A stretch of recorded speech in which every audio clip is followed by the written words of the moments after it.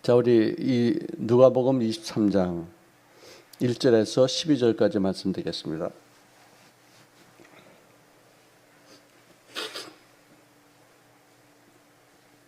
누가복음 23장 1절에서 12절 우리 함께 읽겠습니다. 시작. 무리가 다 일어나 예수를 빌라도에게 끌고 가서 고발하여 이르되 우리가 이 사람을 보매 우리 백성을 미혹하고 가이사에게 세금 바치는 것을 금하며 자칭 왕 그리스도라 하더이다 하니 빌라도가 예수께 물어 이르되 네가 유대인의 왕이냐 대답하여 이르시되 내 말이 옳도다. 빌라도가 대제사장들과 무리에게 이르되 내가 보니 이 사람에게 죄가 없도다 하니 무리가 더욱 강하게 말하되 그가 온 유대에서 가르치고 갈릴리에서부터 시작하여 여기까지 와서 백성을 소동하게 하나이다. 빌라도가 듣고 그 갈릴리 사람이냐 물어 헤롯의 관할에 속한 줄 알고 헤롯에게 보내니 그때 헤롯이 예루살렘에 있더라. 헤롯이 예수를 보고 매우 기뻐하니 이는 그의 소문을 들었으므로 보고자 한지 오래였고 또한 무엇이나 이적 행함을 볼까 바랐던 연고더라. 여러 말로 물으나 아무 말도 대답하지 아니하시니 대제사장들과 서기관들이 서서 힘써 고발하더라. 헤롯이 그 군인과 함께 예수를 업신여기며 희롱하고 빛난 옷을 입혀 빌라도에게 보내니 헤롯과 빌라도가 전에는 원수였으나 당일에 서로 친구가 되니라. 아멘. 자, 오늘 이 누가복음 21장, 누가복음 22장은요, 정말 아마 복음서에서 가장 긴 장이 아닌가를 생각할 정도로 71절까지 계속해서 예수님이 당하신 그 순환을 너무나도 적나라하게, 너무나도 아픔을 가지면서 읽을 수밖에 없게 하는 그런 장면으로 이끌었습니다. 자, 23장 1절에는 무리가 다 일어나 예수를 빌라도에게 끌고 갔다고 말합니다. 무리. 한두 사람이 아니라 수십 명, 수백 명, 수천 명이 될 수도 있겠죠. 무리의 약점은 군중 심리에 약하다는 거예요. 누가 한번 선동을 하면은 분별력이 없어지고서 와 하고서 쏠릴 수 있는 그런 부분이 있다는 것이죠. 장점 이것이 방향이 제대로만 잡히면은 굉장히 큰 일을 감당하지만 이 무리, 이 군중 심리, 어떤 분별력이 없는 사람들이 모여서 힘을 발휘할 때 정말로 큰 역사의 오점을 남길 수 있는 어떤 그런 일들까지도 이루어지게 된다는 것이죠. 참 이 무리를 잘못 인도하면은 역사에 정말 치욕적인 어떤 모습으로 기억될 수도 있어요. 많은 정치인들이, 많은 독재자들이 무리를 올바르게 인도하지 못했기 때문에 지금도 참 그런 일들이 생기는 것을 보면서 인간은 참 분별력이 없구나. 인간은 자기 욕심을 이루기 위해서 남을 배려하지 않냐고 자기 중심적으로 모든 일들을 치를 수 있겠다는 생각을 하게 됩니다. 무리. 성경에는 제자들과 이 무리를 나누지 않습니까? 제자들은 12명, 70명 정도 이렇게 기록이 되어 있는데요. 제자는 그래도 좀 낫죠. 그래도 또 잘못하면은 이 소수 인원도 분별력을 잃으면은 휩쓸릴 수가 있어요. 그래서 이 리더가 얼마나 중요한 것인가. 리더의 판단의 잘못에 의해서 전체 무리에게 미치는 나쁜 영향력도 무시하게 많을 것이고 또 리더의 올바른 분별력을 통해서 한 그 그룹에 좋은 영향력이 엄청나게 많이 미칠 수 있는 어떤 그런 것이기에 우리 예수 믿는 사람들은 크고 작게 다들 리더예요. 왜? 우리에게 주신 명령을 보더라도 밑바닥에 있는 인생들에게 주실 명령이 아니거든요. 너희는 온 천하에 다니면서 만민에게 복음을 전파하라. 이거는요, 그냥 리더들에게 주는 말씀이에요. 예수님께서 우리에게 주시는 그 모든 명령을 보면은 너희들은 세상에서 천박한 사람들이었지만 이제는 성령 받고 나서 새로운 모습으로 갖추어진 바 되어서 리더의 역할을 감당할 것이다 라고 아주 이게 돼 있어요. 이렇게.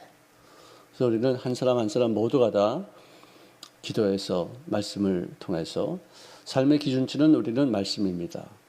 정말 그렇습니다. 말씀에 어긋나는 것은 우리가 하지 않는 게 좋고 말씀에 합당한 것은 우리가 행하되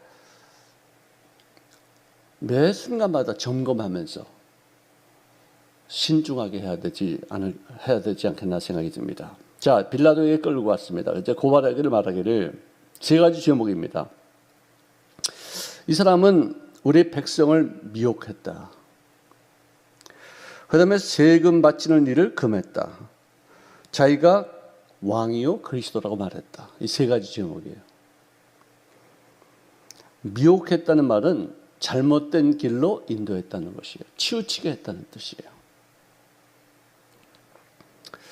예를 들어서 사도행전 13장에 보면 엘류마라는 마술사가 있었는데, 자, 이 엘류마는 바울과 바나바를 대적해서 청독으로 하여금 믿지 못하게 그를 미혹했다는 거예요. 어그러진 길로 인도했다는 거예요. 바른 길을 제시하지 않았다는 것이에요. 자기 감정에 의해서 사람들에게 자기가 원하는 방향으로 이끌 수 있도록, 바른 길이 아닌 자기가 원하는 방향으로 이끌 수 있도록 힘썼다는 것이죠. 자, 그래서 이 청독을 바울에게, 청독은 지혜로운 사람이기 때문에 그때 당시에 이 청독 이름이 소기오 바울이라는 사람이었었어요. 근데 이 사람은 이 바울의 말을 한번 들어보자, 이 바나바가 무슨 말하는지 한번 들어보자라고 귀를 열고 마음을 열고 그 사람들에게 어떤 말을 할 수 있는 것인지를 정확히 분별할 수 있도록 하기 위해서 어떤 시간을 열었는데, 그때 이 마술사가 미혹했다 이거죠. 어그러진 길로 가기 위해서.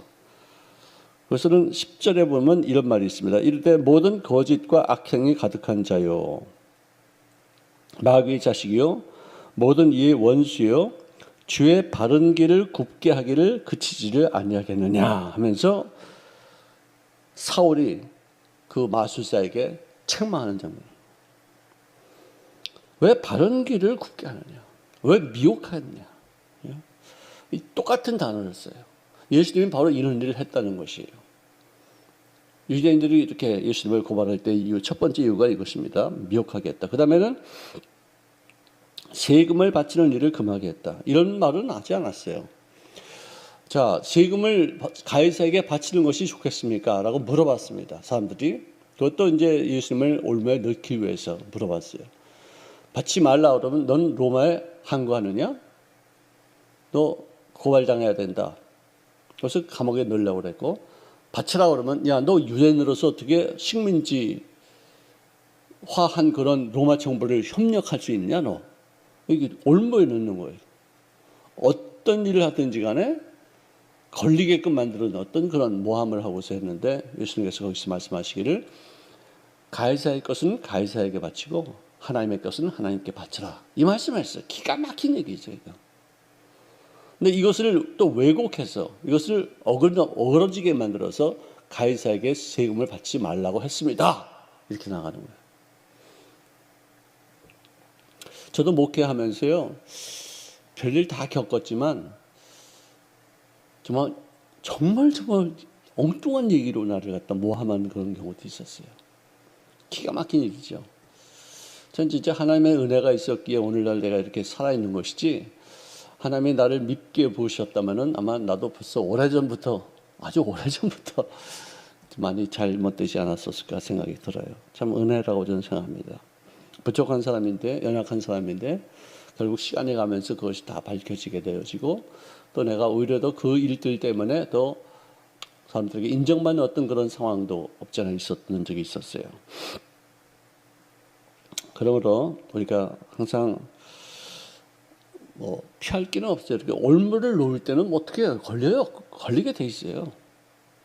그렇지만 시간이 지나면서 나를 훈련시키셨구나, 나를 더 큰 그릇을 만들기 위해서 이런 경우를 당하게 하셨구나, 그런 때가 있어요. 그러므로 여러분들 억울하다고 막 그럴 게 아니라 기도하면은요, 모르겠어요. 다른 분들은 어떤지 모르지만 저 같은 경우에는 다 이렇게 풀어주시더라고요. 시간이 지나면서 너무나도 힘들고 괴롭고 외롭고 정말 버림받은 어떤 느낌이었지만 나중에 이렇게 하나하나 다 이렇게 풀어져서 정상으로 다 이렇게 회복되는 그런 경우, 그 사이에 나는 많이 크게 되죠. 성장하게 되죠. 아, 이런 경우도 있을 수 있겠구나. 이제 앞으로는 이런 것을 좀 겪지 말아야 되겠다. 그런 생각을 할 때가 있었습니다. 그 다음에 세 번째는 뭐냐면은 자기가 자칭 왕이다, 그리스도 즉 메시아다, 구세주다라고 말하는데 이 세 가지 제목으로 우리가 이 예수를 당신 빌라도에게 끌고 왔습니다. 했을 때 빌라도가 예수께 물어 이르되 네가 유대인의 왕이냐? 네 입으로 한번 얘기를 해봐라. 이 사람들이 그렇게 말하는데 너 유대인의 왕이냐 했더니 네 말이 옳다 그렇게 말하셨어요. 그걸 보고서는 빌라도가 이 사람은 무죄다. 이 미친놈이구나. 이 바보 같은 놈이구나. 어떻게 이런 아무것도 없는 무슨 군대가 있어? 무슨 반역을 한 적이 있어? 어떻게 뭐 아무것도 아닌데 이게 무슨 소리냐 이게. 아니 이거 시골 나사렛 출신의 사람들로서 뭐 기적을 좀 행하고 또 12명의 제자를 데리고 여기저기 다니면서 뭐 가르친다고 이렇게 말을 하는데 이 사람이 자기가 왕이라고? 그러시더라고? 야, 참 웃기지도 않는다.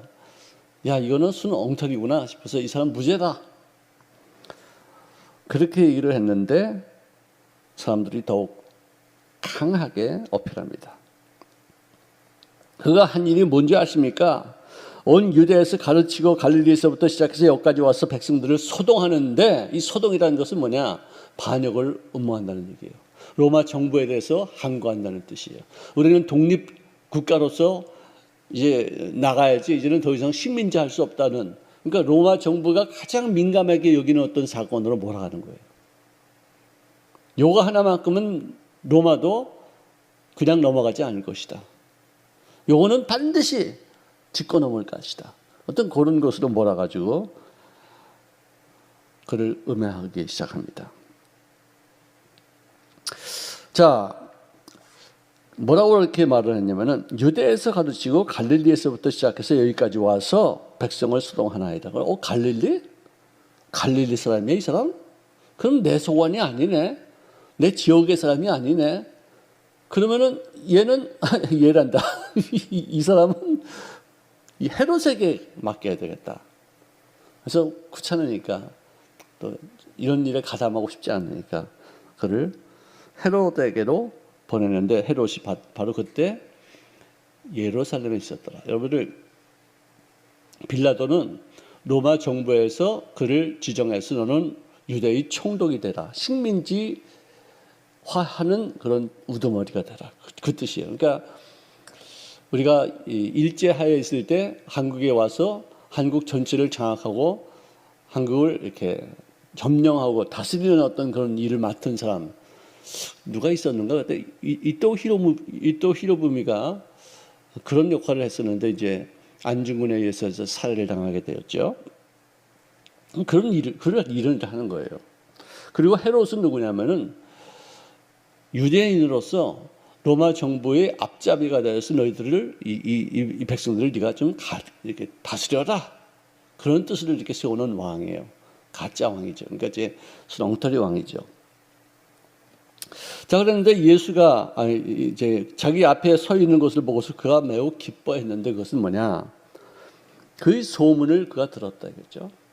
병을 고친다, 오병이의 기적이 일어난다, 죽은 사람까지 살린다. 뭐 엄청난 그런 말씀이 많은 사람들을 이렇게 감동시키는 어떤 그런 것이 있다 싶어서 그가 메시아인지 내가 좀 확인하고 싶었는데, 좀 만나고 싶었는데 어떻게 이렇게 제 발로 올 수 있겠는가 해서 기뻐했고, 두 번째는 그의 행하심, 그의 어떤 기적을 베푼 어떤 마술사적인 어떤 역할을 감당하는 것, 물을 포도주로 바꾸게 한다는 것, 자기 눈앞에서 뭐 쓰러져가는 사람들을 이렇게 세워서 걷게 한다는 거나, 장님을 눈뜨게 하고 귀머거리를 말하게 하고 듣게 하는 그런 것을 한번 내 앞에서 한번 보여주라 하는 어떤 그런 기대심에 의해서 그를 만나기를 기뻐했습니다.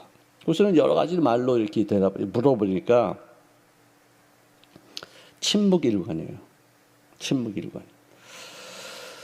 이 침묵하신 그 예수님에 대해서 이사야서 53장 7절에 보니까 이런 말씀이 있습니다. 그가 곤욕을 당하여 괴로울 때에도 그의 입을 열지 아니하였으며 마치 도수장으로 끌려가는 어린 양과 털 깎는 자 앞에 잠잠한 양같이 그의 입을 열지 아니하였도다. 보통 동물들은 도수장으로 끌려갈 때 이게 뭐라 그러나 그걸 뭐라 그러죠? 도수장을 다른 말로 뭐라 그래요?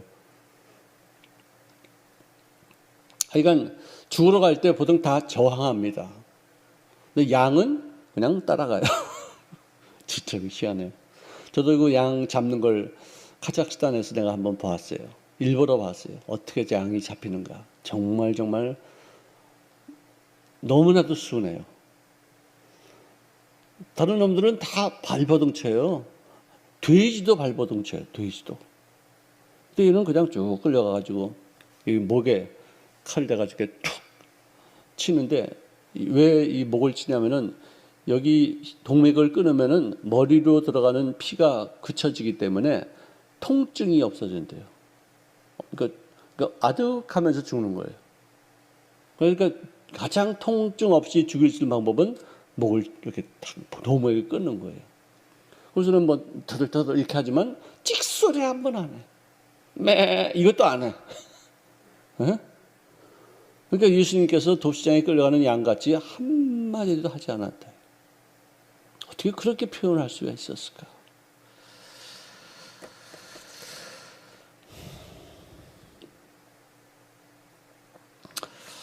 그래서 빌라도는 누가복음 13장에 얼마나 잔인한 사람이었는 것인가를 보여주고 있어요. 13장 1절에 보니까 그때 마침 두어 사람이 와서 빌라도가 어떤 갈릴리 사람의 피를 그의 제물에 섞은 일로 예수께 아뢰었다고 말하는 거 보니까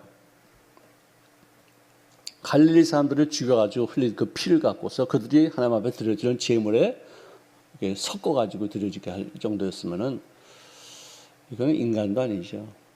너무나도 잔혹한 그런 존재죠. 하나님께 대해서도 모독하는 것이고 인간들에 대해서도 그 생명을 존귀 여기지 아니하는 아주 그냥 처참한 그런 인생이다라는 생각을 하게 되는 것이죠. 이 빌라도가 이런 잔인한 놈이었는데 예수님을 죽이는 데만큼은 자기가 사용되지 않겠다 싶어서 헤롯에게 보냈는데 헤롯 앞에서 잠잠히 여기는 빌라도 앞에서는 내가 왕이다 이렇게 말했어요. 근데 헤롯 앞에서는 아무 얘기도 안 했어요. 왜? 헤롯 앞에서 내가 그리스도다, 내가 왕이다라고 말을 하면은 그는 유대인들에게 하는 말이기 때문에 그건 너무나도 기가 막히게 죄목이 딱 되는 거예요. 근데 이 로마 정부에서 내가 왕이다 이러면 그건 웃기는 얘기죠. 그건 미친놈이라고 이렇게 말할 수밖에 없는 상황이죠.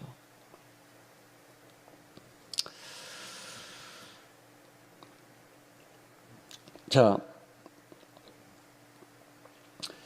대제사장과 이 서기관들이, 즉 그때 당시에 종교인들이 아무 대답도 하지 않은 예수님에 대해서 더욱 힘써서 고발하고 또 그를 정죄했습니다.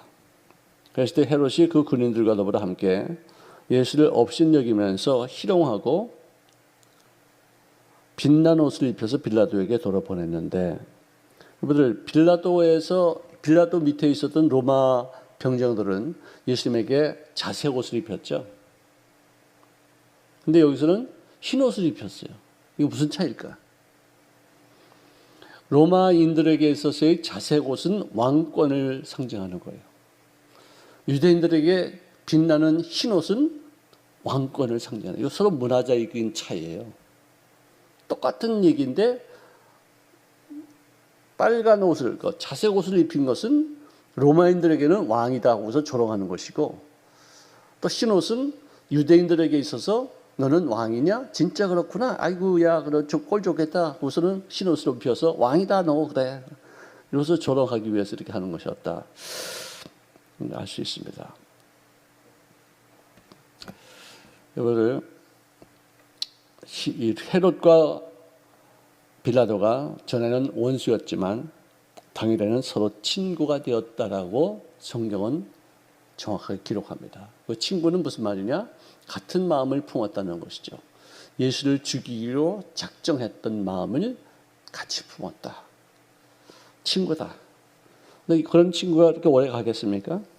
그렇지만 어쨌든 그 당일, 그날 하루 예수님을 십자가에 못 박히겠다고 했던 그날, 바로 금요일 날 새벽입니다. 이 일이 일어나는 것이 금요일 날 새벽이 일어나는 것이에요. 자, 우리가 이런 일들을 우리가 보면서 저도 이 고난 주간을 벌써 한 40여 년 정도를 지났는데 올해 고난 주간이 좀 제가 예수 믿고 나서 첫 번째 맞이했던 고난 주간의 감동 비슷한 느낌을 많이 받습니다. 이런 말씀 하나하나가 다 싱그럽고 새롭고 이 고난이 이래서 이렇게 여러분들 특히 이사야서 53장을 이렇게 보시면은 이미 예수님이 이 땅에 태어나셔서 사역하시기 한 500~600년 전에 이미 예언된 말씀인데요.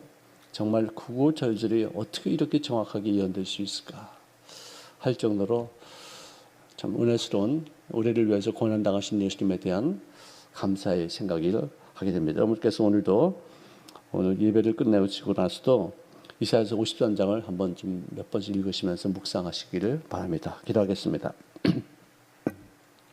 사랑하시는 주님 고맙습니다. 이스라엘 백성들을 선동해서 로마 정부에 저항하게끔 했다는 그런 그 고백이 예수님을 십자가에 못 박히는 데 이익을 감당했다 할지라도 예수님은 어쨌든 무슨 음해를 통해서라도 십자가에 못 박혀야지만 될 존재임을 스스로가 아시고 그 길을 묵묵히 걸으셨습니다. 제도리를 위해서 제도리에게 영원한 생명을 부여하기 위해 도수 앞에 선 양같이 침묵하셨던 예수님의 그 은혜를 생각하면서 저희도 어떤 사소한 일에도 억울한 일을 당했을 때도 하나님의 공의로우신 분이시고 주께서 이 모든 일의 주관자이심을 깨달아 우리들을 성장시키시고 더욱더 삶의 폭을 넓게 하기 위한 하나의 과정이요 훈련의 여정임을 깨닫게 도와주셔서 끝까지 이겨가 나가는 죄를 되어주게 도와주시옵시고 더욱더 주를 위해서 일하시는 일꾼으로서 역할을 감당할 수 있을 만큼의 넓은 그릇고 또 많은 것을 배려할 수 있는 마음가짐도 가지시는 기회로 삼게 도와주시기를 원합니다. 거룩하신 아버지, 부디 주를 위해서 일할 때 인간의 어떤 반대파들도 있을 것이고 또 마귀의 어떤 영향력을 받는 사람들도 있을 것이고 하나님을 전혀 알지 못하는 인생들의 무식함도 있을 수 있음을 고백합니다. 지금 이 모든 것 또한 저들이 잘 감내해 나가며 이겨나가며 주를 위해서 일하시는 여생이 다 되어지기를 원하며 예수님의 이름으로 간절히 기도합니다. 아멘.